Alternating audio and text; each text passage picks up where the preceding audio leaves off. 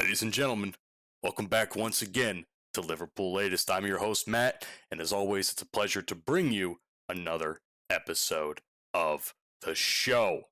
I got a lot to talk about today in terms of transfer window news, but I want to start with this. This isn't really news, but I kind of want to offer and reiterate some opinions here.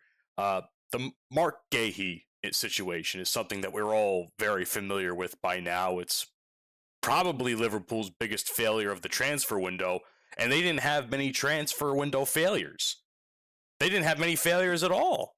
I honestly, this transfer window was something we could have dreamed about. I mean, Isak, Kirkes, who we thought would be a great pickup, Verts, and so on and so forth, Frimpong.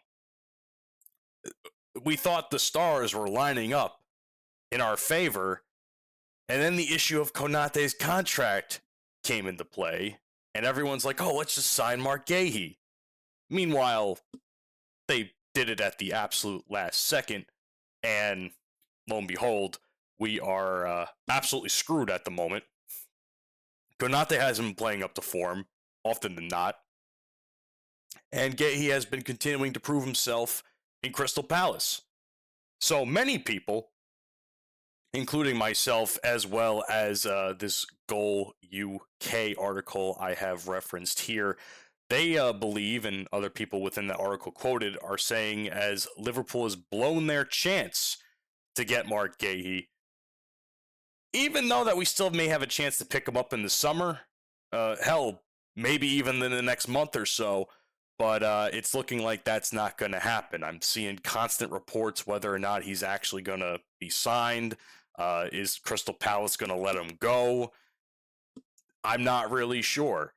But what I will say, and I've mentioned this a few times this week, I believe, Don Hutchinson is the one that is the individual quoted to say that they blew their chance. Former Liverpool midfielder, mind you, so obviously former players of the squad, no matter how long ago that may be. I usually like to trust their intuition a little bit more than, say, other non-playing writers and such. But yeah, not picking them up, they blew their chance. Also believes that, we would have had a really, really versatile back four. And I can't argue that enough. I mean, we would have Konate, Van Dijk, Bradley, and Gahey all in the back. And that would have been absolutely stellar, in my opinion. But, lo and behold, that wasn't going to happen because, naturally, we were too focused on getting Alexander Isak, which it was absolutely phenomenal pick. I was happy as a pig in shit when that happened, okay? But once again, we focused too much on striking and not enough on defensive depth, and that may come to bite us in the ass sooner rather than later. Obviously, it's caused a lot of frustration given how the season has played out so far. And this is why I always say, I always abide by the rule. If you get there early, if you don't get there early, you're going to be late. And that's kind of why I have this internal clock inside of me that doesn't allow me to be late. Which is why I was kind of angry at the fact of how they handled this. So, you're going to mean to tell me that they waited till the absolute last second, when it was just hours before the transfer window ended in the summer, to attempt to sign Gahey, and given that he had already had done, he had agreed to personal terms, and he had started doing medical checks, and Palace was like, nah, we're not going to sell him right now.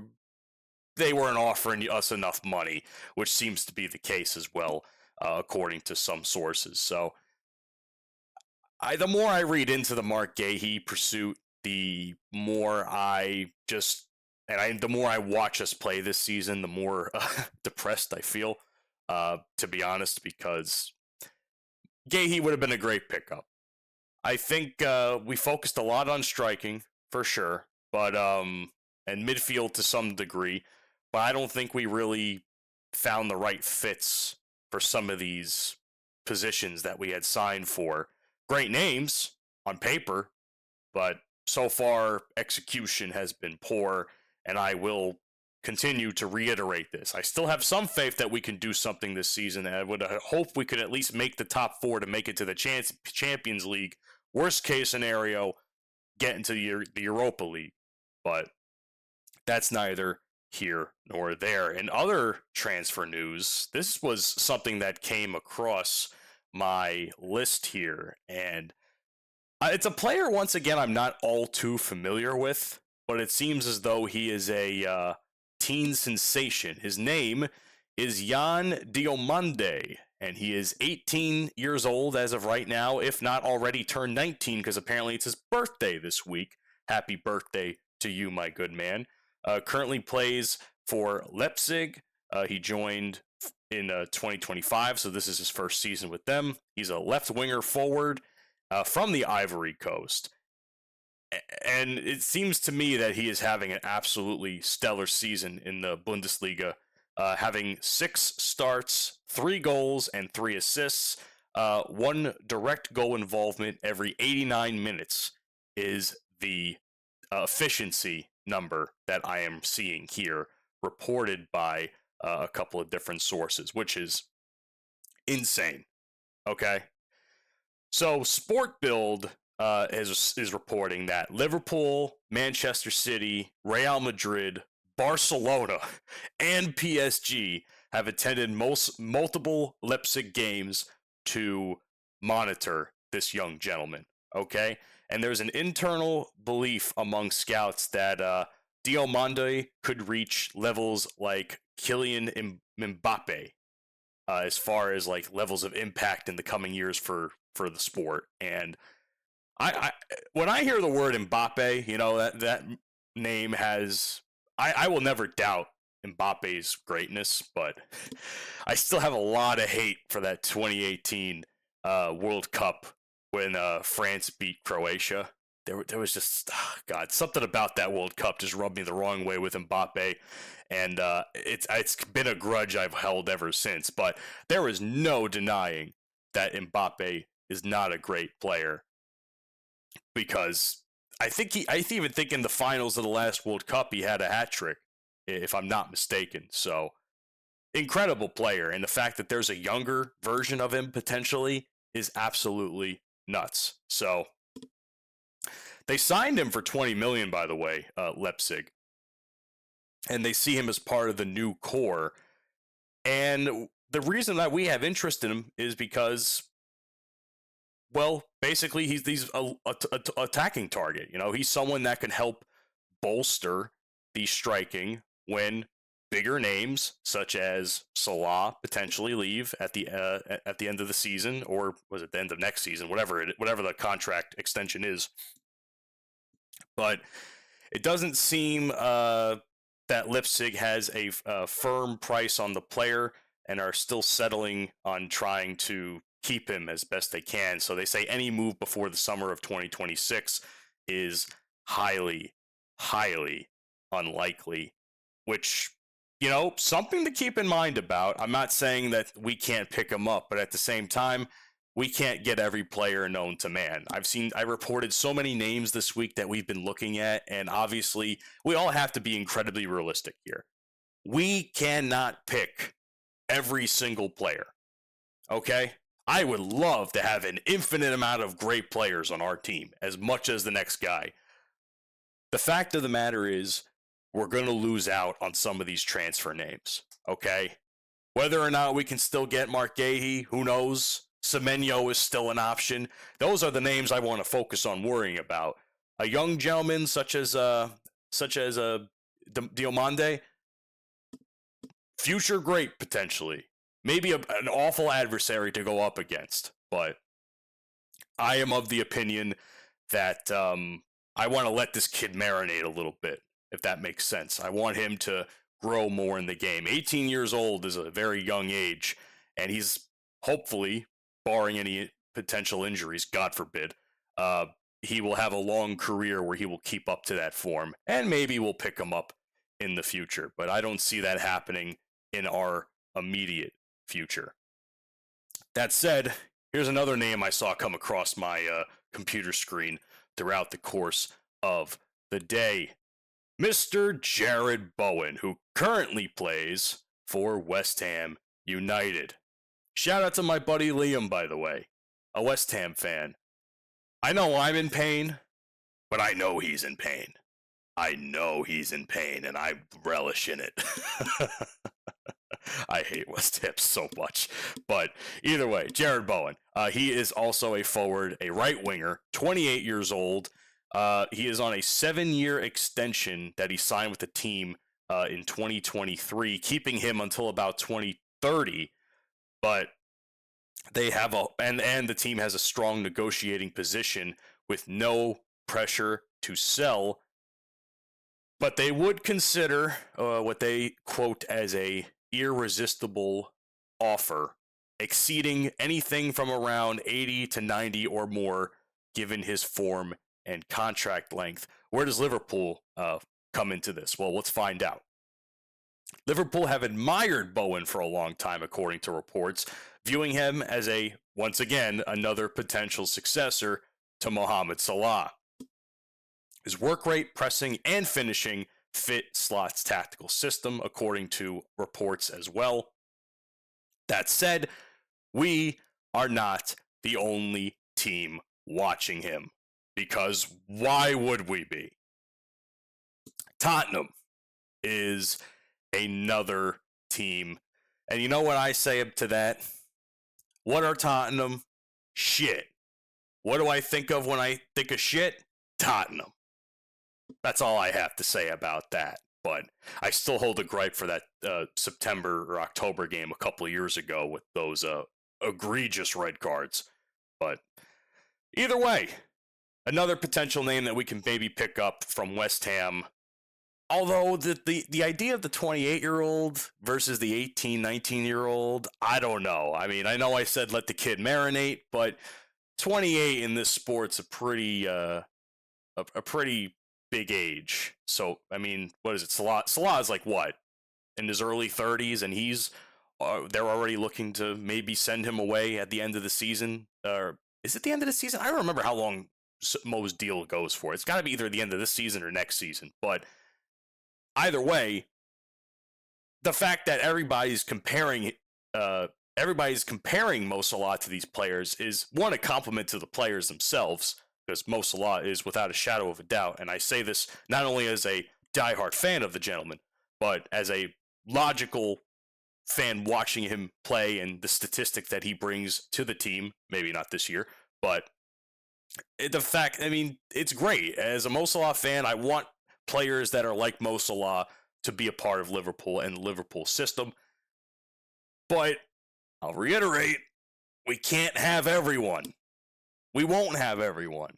So there are choices that need to be made. I'm glad that we are at least thinking about the future without Mo Salah, in the sense where we are trying to find a fitting replacement for him. But I don't know if going for a 28-year-old age-wise works out in our favor. Maybe it's just me and I don't understand the greater aspect of the sport and the physicality that it asks of you. But when I think of like late 20s to early 30s, I'm thinking old in almost every sport I can think of. I mean, there are some exceptions. I mean, look at LeBron James in the NBA, 40-something years old, still going at that level he is. More power to him. Jaromir Jagr, a former NHL player, is still going strong, I think, in some leagues out in Europe somewhere. So people can do it. There are times that the more you age, the you can still get on the ice. You can still get on the court. Hell, I watch a lot of professional wrestling. You can be in the wrestling ring, but even then, 28 years old is a bit of a high age, especially at that time, because who knows what could have happened to you on the indies, picking up injuries and such. 28 years old in wrestling is like the equivalent of like over 30. And over 30 is the equivalent of being 40, depending on the history of your wrestling and such. But that's a different story for a different time. I'm just saying it's something that I would consider, especially if they want to keep him long-term, Jared Bowen. So West Ham wants to play a little chess. we shall entertain that, most likely. I'll tell you what we won't entertain, the idea of the long ball, which we, for some reason, seem to have given up in the preseason, which from reports from Liverpool Echo have said. The title of this article that I saw was "What Arne Slot Ditched in Liverpool Training Spoke Volumes as a Problem Now Clear." Basically, explaining that the long throw is something that we no longer attempt to use.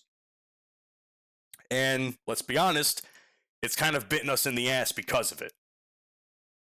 Players like Connor Bradley, Kirkes, Endo, and Gravenberch took turns practicing throw-ins and launched into the penalty area, and it seems as though they did not like the results of what was coming from it. And this was all during preseason again in Tokyo this past July. So this is where we kind of have a problem, and this is where teams like Arsenal have us beat. Set pieces. We appointed Aaron Briggs as our set piece coach after testing his methods last season, and our set pieces have become an absolute major vulnerability. We concede 7.4 goals per 100 set pieces, ranking third worst in the entire Premier League, behind Nottingham and Leeds, two teams that are on the lower end of the table. So, something that we have abandoned is now coming back to haunt us, as Jamie Carragher said they got it wrong tactically, and he's quoted in saying, "Slot wanted Liverpool to be more sexy, more goals, more entertaining, but the league has gone the other way. Powerful, set pieces, long throws." It's a never-ending battle of discussion when it comes to Arne Slot and his tactical prowess. Oftentimes very questionable, especially when I read articles such as this. I think we tried to do what helped us win the league last year, and I'm not going to lie to you, for a while it was working. But there are times where players will go back and look at how you play the last game earlier in the season, and they'll be like, okay, here's where we fucked up, this is how we fix it. And then your game plan becomes incredibly readable, and there is an answer to everything you try to do that you tried doing in the last game, because the other team has decided to study tape. Studying tape and preparation, as we all know in sports, in the training aspect, is very important. So the bigger picture is that stories like this cause growing tension between Slot's philosophy and league evolution. Slot wants more tactical, fluid, possession-heavy football, as we all in the Liverpool fandom, we all know we call it slot ball, and the Premier League is heading back towards power and set pieces and direct play, and I think Arsenal is a phenomenal example of this, given where they are right now in the table and all the goals they've had because of set pieces. So what are we going to do about it? That's the question I ask. That's the answer I don't have at this moment in time.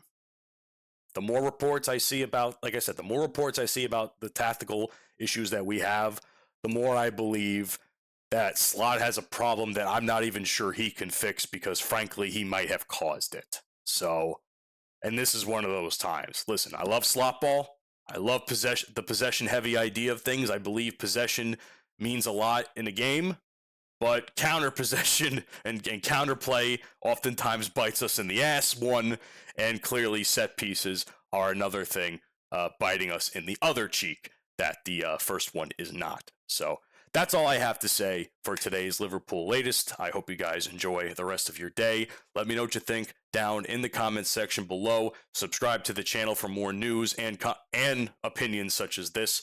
And if you think I'm a numpty, do feel free to tell me. But regardless of what you think, I want you to know that you'll never walk alone.